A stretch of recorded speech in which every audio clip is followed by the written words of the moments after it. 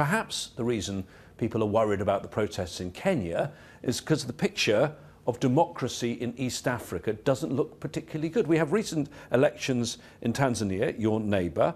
The president, Samia Suluhu Hassan, the winner, declared 97% support. That's like North Korea. Is there still democracy in Tanzania? It's not for me to judge Tanzania. It is... It seems a bit fishy, 97%, doesn't it? Well, in a democracy, for example, in Kenya, you can never get 96%. So it's not a democracy anymore then? That is you saying. Every country have a way of them doing their stuff. But I think the primary thing is democracy is the best governance system.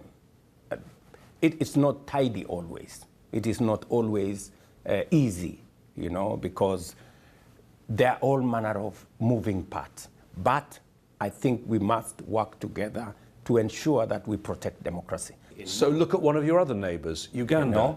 You know? So I think we should stick to democracy, and we must always give ourselves the opportunity to listen to the alternative view, to look at the alternative without injecting violence into the equation.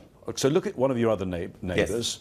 Uganda. Elections coming up very soon. President Museveni has been there for nearly 4 decades, and there were real questions about whether there were free and fair elections last time. His opponent, Bobby Wine, was under effective house arrest. How worried are you about those elections and whether they're going to be free and fair? Because this affects the climate of the whole region, does it not? I attended President Museveni's swearing in last election, and I think he got 57% of the vote.